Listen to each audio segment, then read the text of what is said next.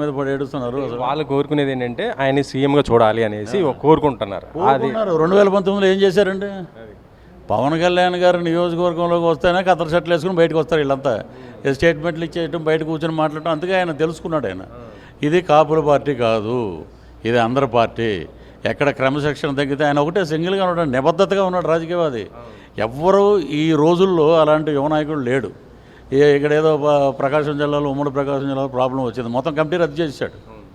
ఆయన ఇప్పుడు 10 మంది ఎదురుకుండానే కందుల దుర్గేష్ గారిని, ఏం మినిస్టర్ అయ్యా నువ్వు, ఇక్కడ ఇంత జరుగుతుంది, ఆరోగ్యం కాపాడాలి కానీ ఇలా ఉంటుందని మాట్లాడి అంత గట్స్ ఉండాలండి, దమ్మున్న నాయకుడు. అది వీళ్ళందరూ ఏంటంటే దోచుకునే నాయకులు. అది పార్టీ కూడా విస్తరిస్తున్నారు ఇప్పుడు. ఎక్కడ మన కేరళ కానీ లేకపోతే మిగతా అన్ని కొన్ని రాష్ట్రాల్లో, కర్ణాటక, ఇలా అంటే ఒక జాతీయ పార్టీగా దీన్ని రూపాంతరం చేయాలని. ఇప్పుడు యోగి ఆదిత్యనాథ్, మేము ఇండోర్ వెళ్ళాం ఒక వెబ్ సిరీస్ షూటింగ్కి. యోగి ఆదిత్యనాథ్ గురించి చాలా గొప్పగా చెప్పుకుంటున్నారు ఇక్కడ. పవన్ కళ్యాణ్ గారు ఈజ్ సౌత్ యోగినాథ్ అంటున్నారు. మరి ఇప్పుడు రేపు పొద్దున్న భవిష్యత్తులో అక్కడ వీళ్ళందరూ కలిసి is the right person, is the PM అన్న కూడా ఆశ్చర్యపోకర్లు మనం. అప్పుడు వీళ్ళు మాట్లాడే మాటలకి వీళ్ళకి కర్మ నెవర్ లీవ్స్ అంటారు. కర్మ ట్రావెల్ అవుతూ ఉంటుంది, అలాగే వచ్చి పట్టుకెళ్తుంటుంది ఒక్కొక్కడిని. వీళ్ళు చేసే అవినీతి, అరాచకాలు, వాటికి అన్నిటికీ ఫుల్ స్టాప్ పెట్టి ఇంత ప్రభుత్వం 151 వచ్చినా కూడా మీకు మిగతా ఇంత స్కోర్ ఎందుకు ఇచ్చారు? ప్రజల్లో వ్యతిరేకత ఉంది కాబట్టి. అది తెలుసుకోవట్లే. ట్యాంపరింగ్ చేశారంటారు. ట్యాంపరింగ్ అప్పుడు ముఖ్యమంత్రి మీరే కదా. ఇవన్నీ ఏంటంటే పనికి రాని మాటలు ఇవి. కాబట్టి పనికొచ్చే నాయకులనే ప్రజలు కూడా గుర్తిస్తున్నారు.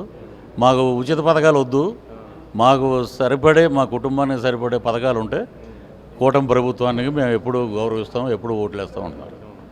మొన్న ఈ ప్రొఫెసర్ నాగేశ్వరరావు గారు ఒక విషయం చేయటం జరిగింది, అది కొంత ఇదవటం కూడా జరిగింది. దీనిపైన మీరు ఏమంటారు? ఏంది ప్రొఫెసర్ నాగేశ్వరరావు గారు, నమస్కారం అండి. మీకు మీ గురించి తెలియని వాళ్ళు లేరు. ఆంధ్ర రాష్ట్రం కానీ తెలంగాణ రాష్ట్రం కానీ గొప్ప విశ్లేషకులు మీరు. అన్ని సమస్యల మీద మాట్లాడతారు.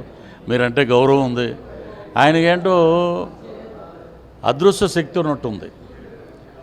టక్కుమని అమిత్ షా వీళ్ళందరూ వచ్చేసి ప్రత్యక్షం అయిపోయి జగన్మోహన్ రెడ్డి గారిని మీరు ఏమనొద్దు, వాళ్ళతో పెట్టుకుంటే మంచిది కాదు అని చెప్పి వీళ్ళకి వార్నింగ్ ఇచ్చినట్టు.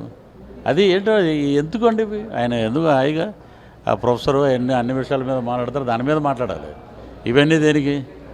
ఇంకోటి కొత్తగా స్లోగన్ ఏంటంటే హైదరాబాద్లో అడుగు పెడితే చంపేస్తాం, పొడి చేస్తాం, చీరేస్తాం.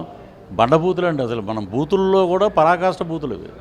అసలు భారతదేశంలో భారత రాజ్యాంగం ప్రకారం ఏ పౌరుడైనా ఎక్కడికైనా వెళ్ళి పనిచేయచ్చు, ఎక్కడైనా ఉండొచ్చు, స్వేచ్ఛకు భంగం కలగకుండా ఏదైనా మాట్లాడవచ్చు. బూతులు మాట్లాడమని ఎవడో చెప్పలా. సో ఆయనే బేషరతు క్షమాపణ చెప్పాడు. మళ్ళీ ఈ రౌండ్ టేబుల్ కాన్ఫరెన్స్లు ఏంటి? కబడ్దార్ బిడ్డ, నిన్ను వేసేస్తావు, నిన్ను కోసేస్తావు, నేనంటే కోసేంట్రా నేను అసలు నిజంగా అంటున్నారు బయట జనం, నవ్వుకుంటున్నారు అన్నమాట. ఆవిడెవరో సంబంధం లేదు, ఒక చెప్పు తీసుకుని పవన్ కళ్యాణ్ గారు టక కొట్టేసి జై తెలంగాణ అంటుంది. ఇంకే జై తెలంగాణ ఇచ్చి చాలా రోజులు అయింది తెలంగాణ, ఇంకా వాళ్ళు తెలియట్లే. ఆవిడ చెప్పండి తెలంగాణ ఇచ్చినట్టు. అది ఏది పడితే అది మాట్లాడటం అనే ప్యాషన్ అయిపోయిందండి అది. సో నిబద్ధత గల నాయకుడు పవన్ కళ్యాణ్ గారు. ఆయన ద్వారా రాష్ట్రం సర్వతోముఖాభివృద్ధి వెళ్తుంది. చంద్రబాబు నాయుడు గారు, పవన్ కళ్యాణ్ గారు, లోకేష్ గారు ముగ్గురు కలిసి ఉన్నంతకాలం ఎవడో ఏం చేయలేడు.